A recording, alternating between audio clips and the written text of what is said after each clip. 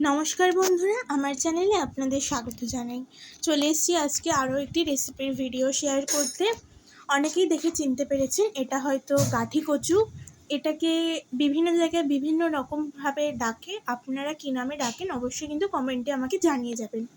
এখানে আমি গাঠি কচু ভালো করে ছাড়িয়ে কেটে নিয়েছি এবং আলুটাও বেশ একটু বড় বড় করে কেটে নিয়ে আমি কড়াইতে তেল দিয়ে নুন হলুদ দিয়ে আলু আর কচুটাকে ভালো করে ভেজে নিয়েছি। এরপর মিক্সিতে একটা মশলা বেটে নেব।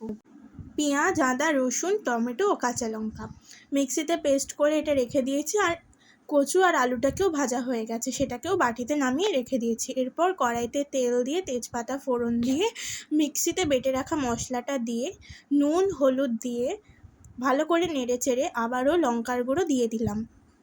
এরপর আবারও কিছুক্ষণ সময় ধরে কষিয়ে ভালো করে নেড়ে চেড়ে সামান্য কিছুটা চিনি দিলাম। চিনি দিয়ে ভাজা কচু আর আলুটাকেও দিয়ে দিলাম। এরপর ভালো করে নেড়ে চেড়ে একটু কষিয়ে নিলেই রেডি হয়ে যাবে। এটা কিন্তু লুচির সাথে খেতেও দারুণ লাগে।